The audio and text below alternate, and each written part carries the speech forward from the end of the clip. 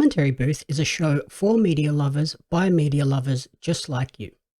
If you want to support the show, go to pariomagazine.com.au. Welcome to the Commentary Booth, where we watch and, you guessed it, commentate on the week that was in movies and TV. I'm your host and play-by-play commentator Jamie Apps, and each week I'm joined by a rotating cast of colour commentators to help you find your next viewing treat. This week I'm joined by a DJ who lists their favourite movie as The Gentleman and favourite TV show as Parks and Rec. Welcome back to the show, my co-pilot, Jaxon Carr. To be here. I think this is the longest I've gone without changing my favourite movie or TV show, so we're on to something here. Yeah, it has been quite a while. Sticking with them. How you going? That's all right. Once you hit your annual Seinfeld rewatch, then we'll have to change it again. I actually just started rewatching Parks and Rec, so Seinfeld's next on that. Okay, so we've got a couple of episodes before you change again. Yeah, definitely. How's life at the moment? Mate, very busy with work, but it's good. Like, I'm very thankful just to be busy and it's really good. So I'm really enjoying it. So, and two of my favorite electronic artists just released new albums today. So it's the best Friday of 2022. New Flume and Tourist. I've listened to the Flume album already twice. It's incredible. I'm waiting for the right time to listen to the Tourist one because he's my favorite, and I don't want to be like, I should just sit and listen and not be distracted. So, yeah, nice. And we got new Kendrick this week as well. Yeah, so Harry Styles as well. Pretty big week of music. Yeah, I like it. Yeah, but I feel you on being busy, like in the lead up to this holiday, like trying to cram 3 weeks worth of work into. I had planned to do it in 2 weeks and then lost an entire week from being sick. Yeah. So it's been 3 weeks worth of work in a week. Yeah, hectic. Chat. Not looking forward to this weekend of editing 3 hours of podcasts of my own voice. And my annoying voice. And wow. I won't be that long, but yeah. Fun times. Not great, but we're getting there. So what we've been watching this week, we're going to explore the interpretation of greatness with season 2 of the Greatness Code. And we decided we'd refresh our knowledge on Top Gun ahead of the release of Top Gun Maverick. Which one did you want to start with this week? Let's go with Top Gun. Start nostalgic. I was actually thinking today. I remember I watched Top Gun, I think a day or two before I went to schoolies in 2007. I don't know why, I was just bored and I watched it. And I literally, the first thing I did when I got to Byron was get a pair of aviator sunnies because I thought they were the coolest thing in the world. And I just wore them for the whole week at schoolies. And then by the end of schoolies, I was just sick of them. So I just gave them to a friend. But I just put me in I was in the zone. Like, I'm going to pick up chicks and have the best week ever. And then all the chicks are looking at you in your aviators like, who is this weirdo? I don't think I talked to any. No, I was all right at schools. But it was just one of those mental things of because I was just pumped after watching Top Gun. I was like, this is incredible. I love this movie. So that was my little schoolies. 2007. Yes. No, 2006. It wasn't 2007. 2006. It's even longer. It feels like forever ago. But yeah, you basically did what a lot of people did, but just 20 years too late because the movie came out in 1986, and I looked up some of the random stats and trivia, and what was it? Aviators, the sales of aviators went through the roof. They jumped 40% after this movie came out, as did the sale of bomber jackets. Yep. So you were following that trend just 20 years late. Yeah, 20 and because it was schoolies was the end of November, it was quite hot, so there's no bomber jackets. But maybe I'll get myself a bomber jacket for winter. Let's see how Top Gun Maverick goes, and then I'll just get some new fashion icons. I do love a good bomber jacket, but they are very rarely used here in Australia. You have that little bit in winter where it's actually cold enough for a nice thick jacket, but most of the year round it's no, this is way too hot for this. Even in winter, I still wear shorts most of the time. I really don't feel the cold. So, bomber jacket might be a bit much for me, but In terms of sort of a rewatch of Top Gun, what did you think of the movie? I think it aged well. Like I sometimes when you watch movies that are that old, you're like, oh, how's this going to go? Like, is it going to the graphics going to be bad, or like it's going to be problematic in whatever ways? But I still very much thoroughly enjoyed it. Like I it still like holds. Like I hadn't rewatched it for maybe even since that time before I went to school. So it'd been like ages. So it's kind of like a new movie to me. And yeah, and it was a really good idea by you, but to rewatch it leading up to Top Gun Maverick, especially if the weather looks horrible this weekend. Is it out now? It's out now, right? I think it's today or next week. It's very soon. Because I saw friends that went to the premiere, so I just assumed it's out. No, it's out next week. Yeah, yeah. So yeah, hopefully, like if it's bad weather, I definitely will probably watch it at Dendy Newtown after I finish at the Marley one day, because that's just down the road. So yeah, Nice and convenient.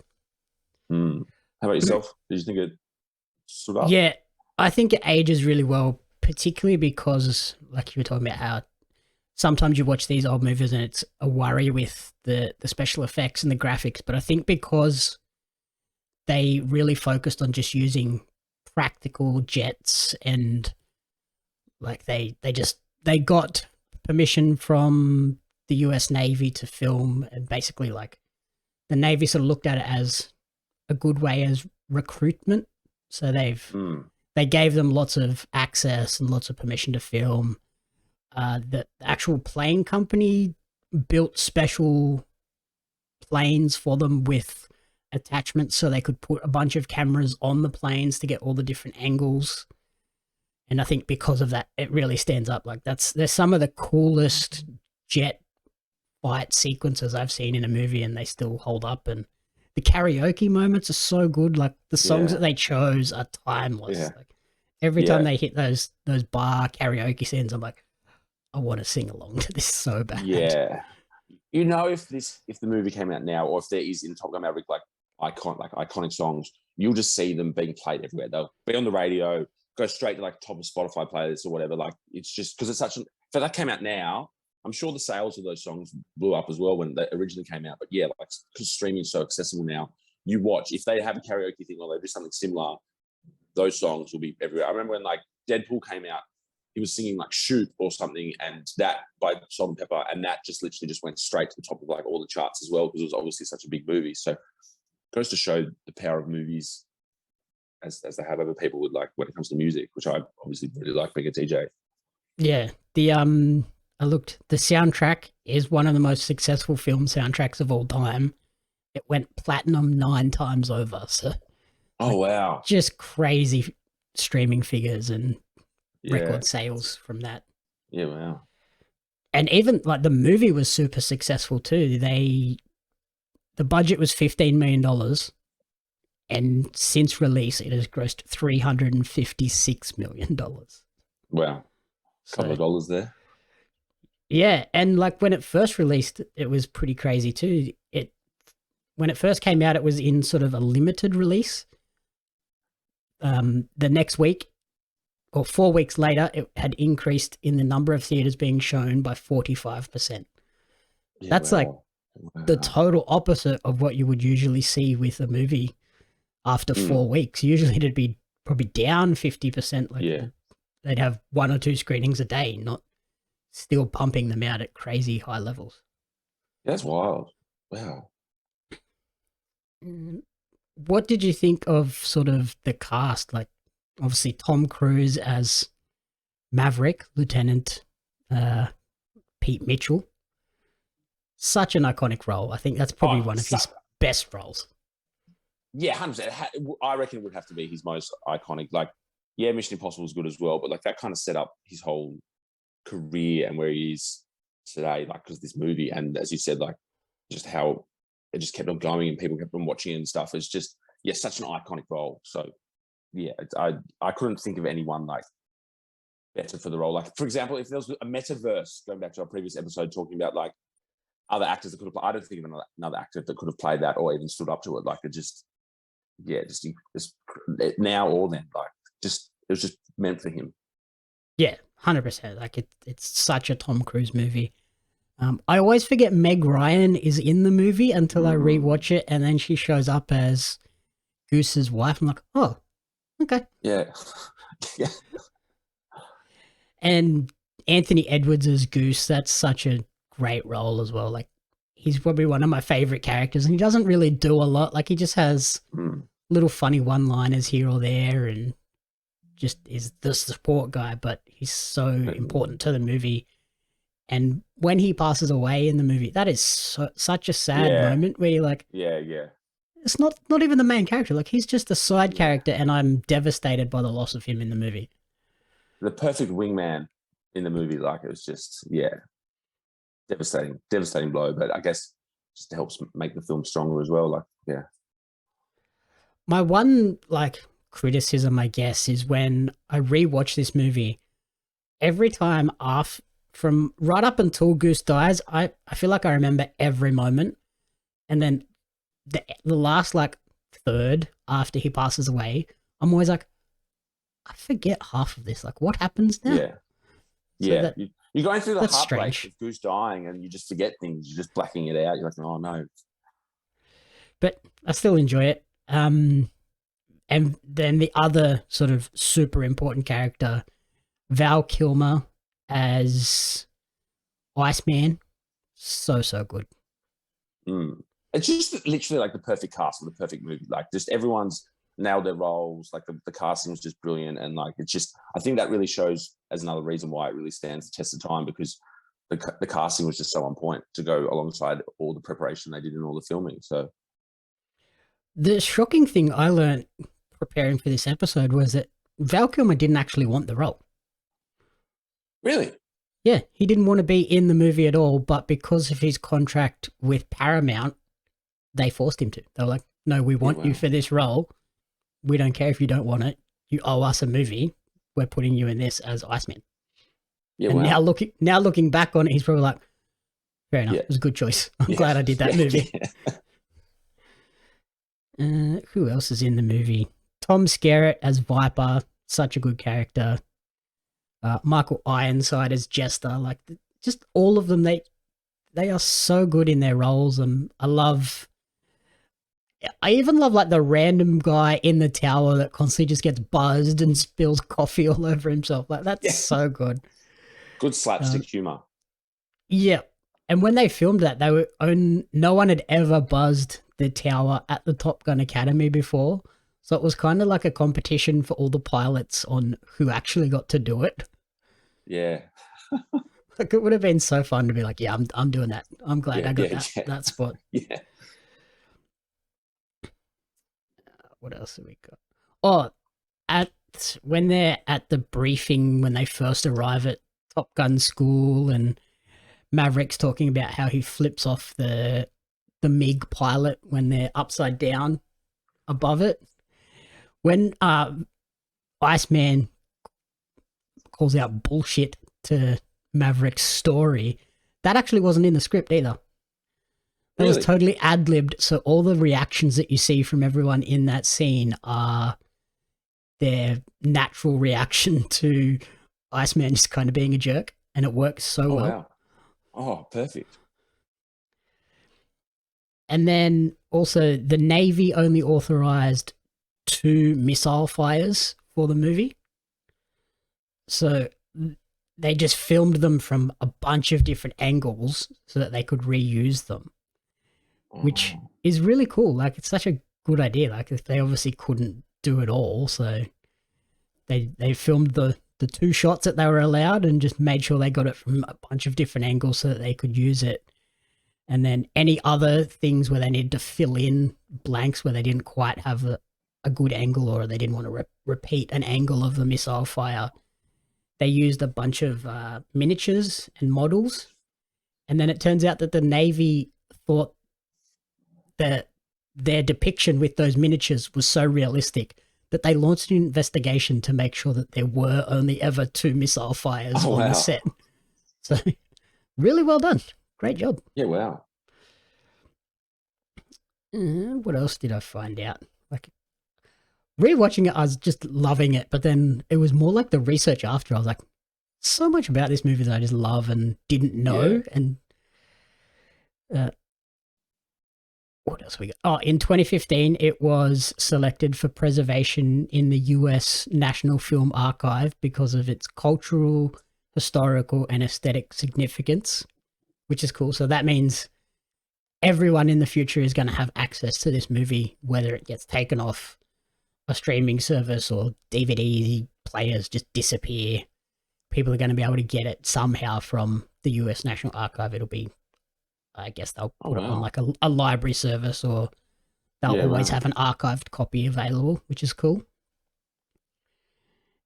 And then, like I said, the US Navy viewed it as a great recruitment tool where they put recruiting booths in a bunch of cinemas around the States and had the level for naval aviators enrollment rose by 500% after the movie came out. So everyone that walked out was like, I want to be a pilot. And then because there was a recruiting booth there, a bunch of people signed up. Oh, hectic. Wow.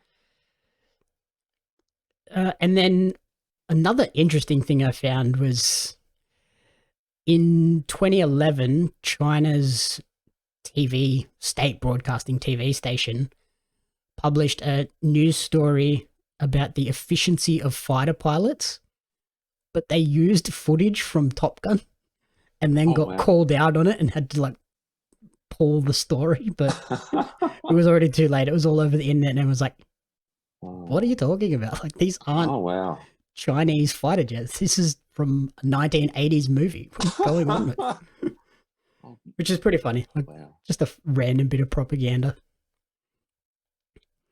And now, because of the success of this movie, the actual Top Gun school have imposed $5 fines for anybody at the school that quotes the movie. Oh, wow. Which is funny. Like, just so funny. You can't go in there and be like, I feel the need for speed or going into the danger zone. Like, you just cop a $5 fine immediately. I'd 100%, if I was in there and I was leaving, it was like my last day, I would just literally just say everything. I'd just play the whole movie, just being a smartass. Just rewatch it and then just speaking nothing but quotes. Yeah. The iconic volleyball scene as well. Who the hell plays beach volleyball in jeans? Americans. I was watching it, it's been like, this is so weird but funny, and I think because of that scene, this has kind of become a movie that is like a gay icon. Like, it seems like it's really popular in the gay community, either just because of this scene or just, I don't know, it just seems really popular. Now that we've watched the original Top Gun, are you excited for Top Gun Maverick, and have you looked into what it's about? I'm very excited for it, but I like to go in cold. I don't watch trailers. it was like the time we saw that musical. I didn't really know it was a musical until it was a musical, but yeah, I just want to go in and just be like, yeah, this is what's happening. And so I've got no idea. Okay. Well, yeah, I'm excited for it. It's strange that we're getting a sequel 30 years later, but I'm all for it. Basically, it still follows Pete Mitchell, Maverick, except now he's a instructor at Top Gun school. Yeah, I think I heard that actually. And he basically just keeps declining promotions because he doesn't want to be confined to a desk. So he's just kind of at a level at the Top Gun school where he's like, I'm cool, I'm happy, I still get to keep flying, but I'm not in combat that's like legit deadly combat. But yeah, if you want to promote me, I don't want it, because then I'll be stuck behind a desk the entire time. I've been hearing like super promising early reviews for the movie, which is really cool. Like, people are saying it's the best movie of the year already, and I'm like, that's a big call for a Top Gun movie. Like, it's just a pretty, it feels like a pretty standard action flick, but if people are saying that, I'm very, very keen. The thing I'm most excited for, though, is one of the students at the new Top Gun school is Goose's son. Like, just a great little tie-in back to this little kid that you just see in the bar singing. Yeah, wow. So, very excited for Top Gun. Highly recommend everyone catches up on the original before they go and check out Maverick. Nice. Um, so we've basically said that Top Gun is great. In terms of the other thing we're watching, The Greatness Code, which sort of dives into definition of greatness. What did you think of season 2? So there were some episodes I liked and there's some episodes I didn't like. And it was basically based around sports that I have interest in and sports that I don't have interest in. So like the Marcus Rashford one, actually I don't really like it as much anymore, but like always have loved football, soccer. So that was really interesting. I've really been getting into NFL over the last couple of years. And I've always said that like Seattle is my playoff team because Jacksonville are absolutely hopeless. So the Russell Wilson At the moment, one, this year they could be really good. yeah, that's what we said last year. So I found those ones really interesting as well. And then, yeah, the Bubba Wallace one as well, only because I like Talladega Nights with Will Ferrell and Sacha Baron Cohen. I kind of like, oh, yeah, that's cool as well. So they're the ones that like I really was involved in. And then the other ones I was kind of watching and kind of like staring at my phone. But over, like, I really did enjoy them. They were great. Yeah, the Bubba Wallace one really did make me want to go and rewatch Talladega Nights. Like I was like, I just want to go on a full nostalgia trip now. But I liked some of those random sports that I didn't really have much knowledge in, just because it was a nice way to be introduced to athletes that I wouldn't otherwise know. And I think my favorite part about this show is though that they are really short and like they just focus on one particular moment in an athlete's career, which is such an interesting take. Like when they first announced this show, I thought it was going to be a much more in-depth, maybe like an hour each on each person. And then I watched it and they're 15, I think maximum 20 minutes. And the way that they incorporate the interview feature with archival footage and then like the really cool animation style, really makes them interesting visually to watch as well as hearing the story. Like you can't sort of look away for that 15 minutes. Yeah, definitely. And I also liked this season that it wasn't like the mega stars. Like the first season was LeBron, Tom Brady, Kelly Slater, Shaun White, Usain Bolt, Alex Morgan, and Katie Ledecky. Like pretty much all of those people, household names in their particular sport. Whereas this season was a mixture. We had Marcus Rashford and Russell Wilson, who are household names. But then we also had the skateboarder Leticia Buffoni from Brazil, which was really cool. Like to see that they chose a random female skateboarder rather than like a Tony Hawk. Yeah. And then we had, I think my favorite episode was the Scout Bassett one, the disabled runner who's missing part of her leg. And then Bubba Wallace and Lindsey Vonn. But the Russell Wilson one was awesome, like talking about his flu game against the Pittsburgh Steelers. But yeah, that Scout Bassett one, just because it was so like heartfelt and like they kind of did expand a little bit more for her. It wasn't just one moment in her career. It was kind of the lead up to that moment and her struggles as an orphan child in, was it China? Like that was so cool to see. And she like instantly became like one of my favorite athletes. I was just like, this poor lady has gone through a horrible time, but she's still just found this one thing that she loves. And I also liked that it wasn't necessarily people that were on top winning all the time. Like they defined greatness as just doing the best you can. And I thought that was a really cool example to set for people. Even if you're not the best in the world at something or first place all the time, you can still look at something and be like, I did great. Yeah, definitely. So yeah, really like, inspiring. Very super inspiring. Yeah. So like we had Marcus Rashford, his was more just on his debut, so not necessarily coming first in everything. Russell Wilson's was him winning a game with the flu and but I don't think that they didn't go on to win the Super Bowl that year. So, Yeah. like, not quite a world champion, but obviously still one of the greatest. Letitia Buffoni, they talked about how she wasn't necessarily doing all that well and then ended up just having a good little run and won the Skate League series that year. But then, yeah, Scout Bassett was her great moment was winning a bronze medal, which is like, I think for a lot of athletes that go to the Olympics, like just medaling is such a great achievement because it is the greatest in that sport from all around the world. It's not just one small selection of people. Bubba Wallace winning the Talladega race for NASCAR, becoming the first black driver to do so in 60 years was really cool. And he seems like such a character too. Yeah.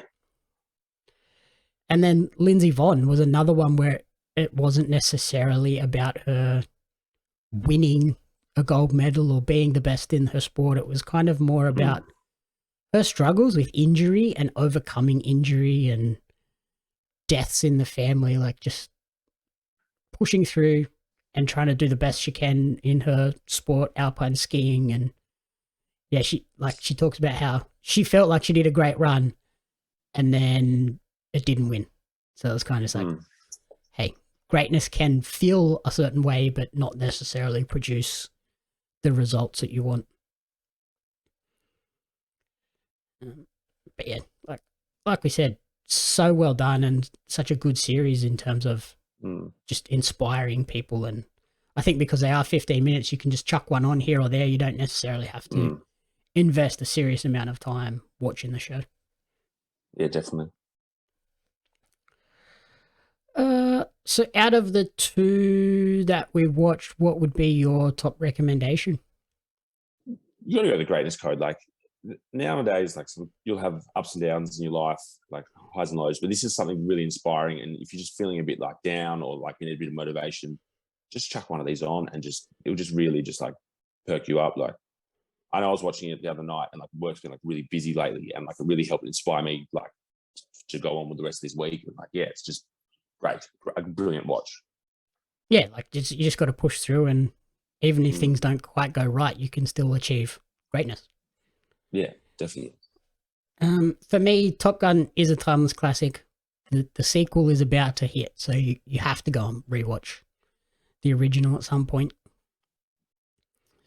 Yeah, so apart from that, I've just been watching random stuff. Like I'm in that weird phase where I don't want to invest in anything because I know I'm going to go away for a couple of weeks and then come back and be like, what's going on? So I've just been watching. Yeah. I've been getting into the series Alone. Have you seen that one on SBS? No. It's basically Extreme Survivor. Okay. So like, what they do is they take 10 people. They give them a list of 50 tools and items that they're allowed to select 10 items from. And then they give them a bunch of cameras and they take them to this remote Vancouver island and dump each one of them at a different spot that's impossible for them to then move and meet up with each other. Like there's a big body of water in between them or a mountain or something. And they're literally just put there with their cameras and their 10 items and left there. And then it's last man standing wins $500,000. Oh, wow. So they have no food. Like the items are basically like tarps, an axe, fish hooks, a fishing net, and just a sleeping bag and like just little things like that. And they're left there for however long.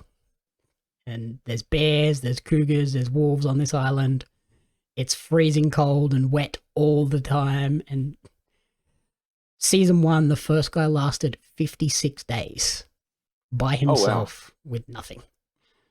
Oh, wow. And it's cool to see like the biggest struggle a lot of them have is not necessarily finding food or surviving in the conditions. It's literally being alone. Yeah, of course. Like that would be, it just looks and sounds very, very hard. Yeah. I think season 1, the first person quit after about 12 hours. Like, he spent the night there. A bear like walked right up to his camp, and he was just like, "Nope, not worth dying over." Yeah, of course. The second season, the first person quits after about 6 hours. Yeah, well, He gets there, gets dropped off, goes, finds where he's going to set up camp, and then just looks around and is like, "I don't feel comfortable here," and just yeah, well, I'm like, okay. But yeah, I've just been watching that because it's like, it's not something that requires remembering a story. It's just chuck it on and watch these people try to survive, which is cool. You can also watch, if you want something like that, Love is Blind. It's a great show, it's tacky, but... Is that the one where they go on like dates blindfolded? Yeah. No, they're not blindfolded. They're in separate rooms, and they go on all dates, and they have to decide who they want to propose to, and they get engaged. And then they meet each other after they're engaged. And then everyone meets each other. Jesus. That's like Married at First, crazy Married at First Sight. Yeah. My boss was watching it one day at Marley in the office. She was working and watching it. And I was like, "What the fuck? Turn this off. This is crap." And I turned around. Whoop! And then I watched it. And next thing you knew, you were in. And it was... I was in.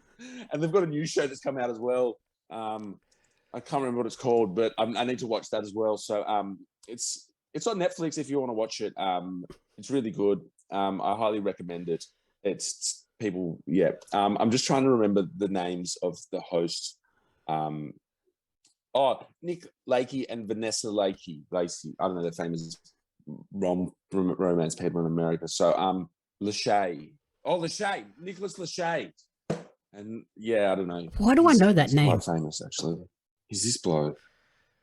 Nick Lachey. Is he was he from like a boy band? Yeah, American singer. 98 Degrees. That's it. He was also married to Jessica Simpson in 2002 to 2006. That's where I know him from. Not 98 Degrees. Look at him here. Yeah, that's... Looks like he could be in Top Gun. Looks like he could be in Top Gun. He's at the Ramstein Air Base. I don't know. But yeah, Love is Blind if you want to watch something that's really trashy. My guilty pleasure. Love is Blind. Are there Love is Blind applications that we can submit for you? It's American, but if it was in Australia, I'd 100% do it. I'm also in the process of applying to maths. That's my next goal. Oh, God. Oh, my God. I already got sucked into watching the last season. Don't make me watch a new season. And I knew someone on the last season too.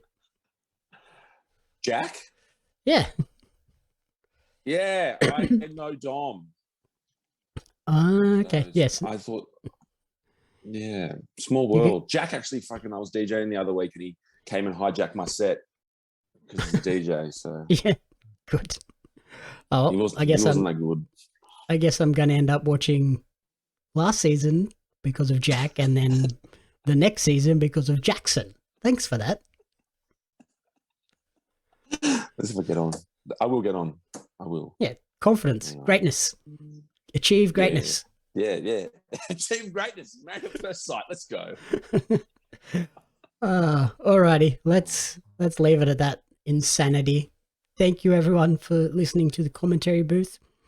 If you enjoyed this show, please remember to rate, review, and subscribe on podcast services and on YouTube.